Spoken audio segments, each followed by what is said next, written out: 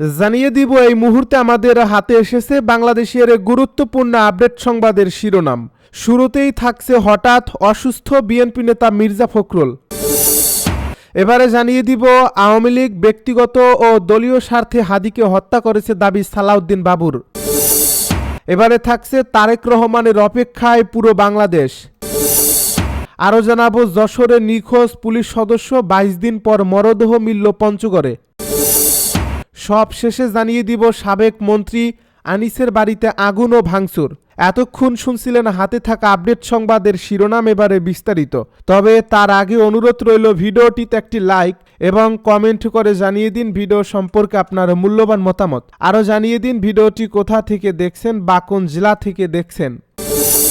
হঠাৎ অসুস্থ বিএনপি নেতা মির্জা ফখরুল। বিএনপি মহাসচিব মির্জা ফখরুল ইসলাম আলমগীর হঠাৎ অসুস্থ হয়ে পড়েছেন। শুক্রবার গভীর রাতে তিনি ভাইরাসজনিত সংক্রমণে আক্রান্ত হন।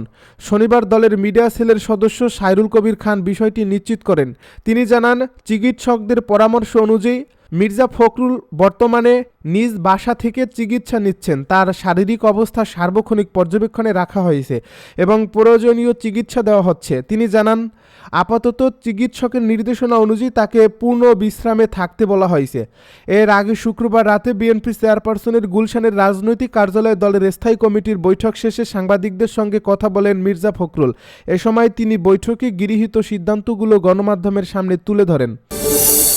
আওয়ামী লীগ ব্যক্তিগত ও দলীয় স্বার্থে হাদিকে হত্যা করেছে দাবি সালাউদ্দিনের।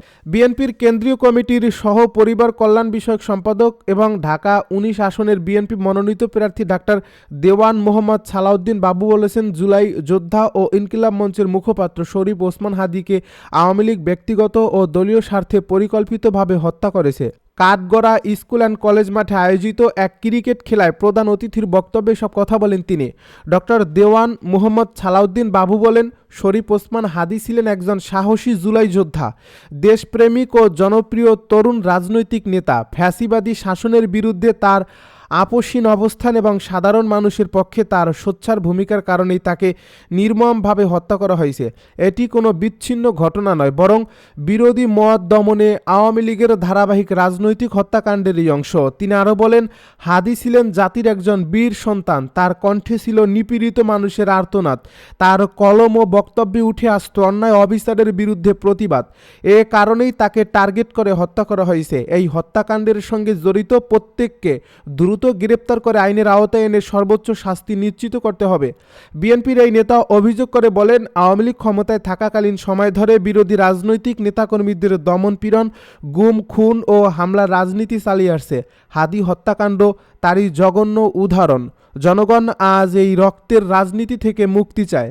সরকারের প্রতি আহ্বান জানিয়ে তিনি বলেন, এ হত্যাকাণ্ডের সুষ্ঠু ও নিরপেক্ষ তদন্ত নিশ্চিত করতে হবে।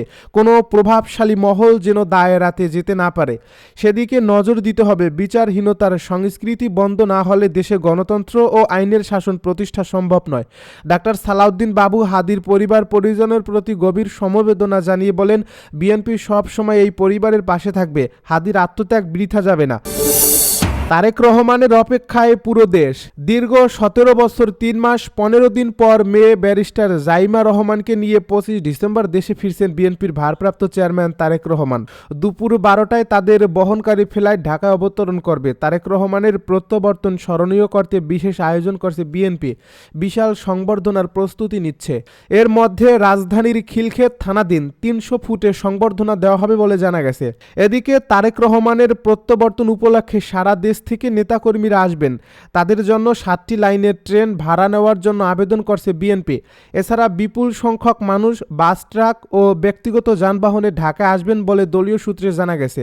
এ বিষয়ে জানতে চাইলে অভ্যর্থনা কমিটির সদস্য সচিব রুহুল কবির রিজভী জানান, সংবর্ধনা অনুষ্ঠানে ইতিহাসের স্মরণীয় জনসমাগম নিশ্চিত করতে কমিটি দিন-রাত পরিশ্রম করছে। সংশ্লিষ্টরা বলছেন, তারেক রহমানকে স্বাগত জানাতে ব্যাপক প্রস্তুতি নিচ্ছে বিএনপি। তার স্বদেশ প্রত্যাবর্তন দিবস স্মরণীয় করে রাখতে স্মরণকালের বৃহত্তম গণজমায়েতের পরিকল্পনা করছে দলটি। ইতিমধ্যে গুলশান কার্যালয়ে প্রস্তুতি সভা করছে দলটি। গঠন করা হয়েছে অভ্যর্থনা কমিটিও। তারেক রহমানের নিরাপত্তায় নিয়োগ দেওয়া হয়েছে প্রধান নিরাপত্তা কর্মকর্তা। কেনা হয়েছে বুলেট প্রুফ গাড়ি, প্রস্তুত করা হয়েছে গুলশানের বাসভবন, নতুন করে সাজানো হয়েছে গুলশান ও নয়াপল্টন কার্যালয়ের কক্ষ। বিএনপির দায়িত্বশীল নেতারা জানিয়েছেন, স্বৈরাচার হাসিনার রোষানলে পরে দীর্ঘদিন লন্ডনে নির্বাসিত জীবন শেষে তারেক রহমানের ঘোষণায় জেলায় জেলায় তৃণমূল নেতাকর্মীদের মধ্যে তৈরি হয়েছে উচ্ছ্বাস। কেন্দ্রীয় নেতাদের নির্দেশনার আগেই তৃণমূল নেতাকর্মীরা নিজেরাই যানবাহন ভাড়া করছেন। শুধু ঢাকা নয়, দেশের সবগুলো জেলা উপজেলা এমনকি ইউনিয়ন পর্যায় থেকে দলের নেতাকর্মী ও সাধারণ মানুষ সংবর্ধনায় যোগ দেবেন। তার বাস, ট্রাক, মাইক্রোবাস, লঞ্চ, ট্রেন ও বিমানযোগে আসবেন। উত্তরাঞ্চলের জেলা উপজেলা থেকে আসা নেতাকর্মীদের গাড়িবহর টঙ্গীর ইজতেমা মাঠে রাখা হবে। সেখান থেকে হেঁটে বিমানবন্দর সড়কে জড়ো হবেন তারা। সাধারণ মানুষের যানজটের ভোগান্তি এড়াতে তারেক রহমানের ফেরার ক্ষণটি বড়দিনের ছুটিকে বেছে নেওয়া হয়েছে। বিমানবন্দরে ভিআইপি লাউঞ্জে দলের সিনিয়র নেতারা থাকবেন। আর বিমানবন্দরের বাইরে থেকে পূর্বাচলের ৩০০ ফিট পর্যন্ত বিস্তৃত হবে দলের নেতাকর্মী ও সাধারণ মানুষের ঢল। তবে বিমানবন্দর থেকে তারেক রহমানের এভার কেয়ার হাসপাতালে অসুস্থ মা বেগম খালেদা জিয়াকে দেখতে যাওয়ার কথা রয়েছে। সেজন্য বিমানবন্দর থেকে এভার কেয়ার হাসপাতাল পর্যন্ত নেতাকর্মীরা রাস্তায় দুই পাশে দাঁড়িয়ে তারেক রহমানকে সংবর্ধনা জানাবেন। তারেক রহমানকে বহনকারী ফ্লাইটটি ঢাকা অবতরণের আগে সিলেট এমজি ওসমানী বিমানবন্দরে অবতরণ করবে। সেখানে ৫৫ মিনিট যাত্রা বিরতির পর ফের ঢাকার উদ্দেশ্যে উড়বে বিমান।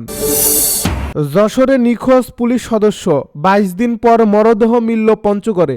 কর্মস্থল থেকে ছুটি নিয়ে নিজ বাড়ি যশোরের চৌগাছায় এসে নিখোঁজ হওয়া পুলিশ সদস্য আখতারুজ্জামানের অর্ধগলিত মরদেহ পঞ্চগড় থেকে উদ্ধার করা হয়েছে। বৃহস্পতিবার নিখোঁজের ২২ দিন পর পঞ্চগড় সদর উপজেলার সাতমেরা ইউনিয়নের ৯ মাইল গ্রামের একটি আখ ক্ষেত থেকে তার অর্ধগলিত মরদেহটি উদ্ধার করা হয়। তবে সেদিন অজ্ঞাত হিসেবে এই মরদেহটি উদ্ধার হলেও শুক্রবার আখতারুজ্জামানের পরিচয় শনাক্ত হয়। নিহত আখতারুজ্জামান যশোর জেলার চৌগাছা উপজেলার জামালতা গ্রামের মৃত আনিচুরি বিশ্বাসের ছেলে। তিনি পেশায় বাংলাদেশ পুলিশের কনস্টেবল ছিলেন। খুলনা রেঞ্জের বাগেরহাট জেলার রামপাল থানায় কর্মরত ছিলেন। জানা গেছে, বৃহস্পতিবার ৬ নম্বর সাতমেরা ইউনিয়নের ৯ মাইল এলাকায় একটি আখ ক্ষেতের ভেতর স্থানীয়রা অজ্ঞাত এক ব্যক্তির অর্ধগলিত মরদেহ দেখতে পায়। পুলিশে খবর দেন। খবর পেয়ে পঞ্চগড় সদর থানা পুলিশ ঘটনাস্থলে গিয়ে মরদেহটি উদ্ধার করে। তবে প্রাথমিকভাবে মরদেহের পরিচয় শনাক্ত করা সম্ভব হয়নি। পরে পঞ্চগড় সদর থানার এসআই বেলাল হোসেন মরদেহের পরনে থাকা কাপড়ের ছবি সংগ্রহ করে নিখোঁজ সংক্রান্ত জিডির সূত্র ধরে বিভিন্ন থানায় পাঠায়। এরই ধারাবাহিকতায় শুক্রবার বিকেল 4:30টার দিকে চৌগাছা থানা পুলিশ মরদেহের পরনের কাপড় ও ছবি নিখোঁজ পুলিশ সদস্য আখতারুজ্জামানের পরিবারের সদস্যদের দেখালে তারা শনাক্ত করেন। নিহত পুলিশ কনস্টেবল আখতারুজ্জামানের শ্যালক মামুনুর রশিদ বলেন, নিহতের পরিহিত পোশাক ও সঙ্গে থাকা অন্যান্য সরঞ্জাম দেখে আমরা মৃতদেহটি শনাক্ত করেছি। এটি আমার দুলাভাইয়ের মরদেহ। সাবেক মন্ত্রী আনিসের বাড়িতে আগুন ও ভাঙচুর। নতুন রাজনৈতিক জোট জাতীয় গণতান্ত্রিক ফ্রন্টের প্রধান ও সাবেক মন্ত্রী ব্যারিস্টার আনিসুল ইসলাম মাহমুদের গ্রামের বাড়িতে অগ্নিসংযোগ ও ভাঙচুরের ঘটনা ঘটেছে। শুক্রবার দিবাগত রাতে চট্টগ্রামের হাটহাজারী উপজেলার গুমানমর্দন ইউনিয়নের সাদেকনগর গ্রামে এই ঘটনা ঘটে। বিষয়টি নিশ্চিত করেছেন জেলা পুলিশের অতিরিক্ত পুলিশ সুপার কাজী তারেক আজিজ।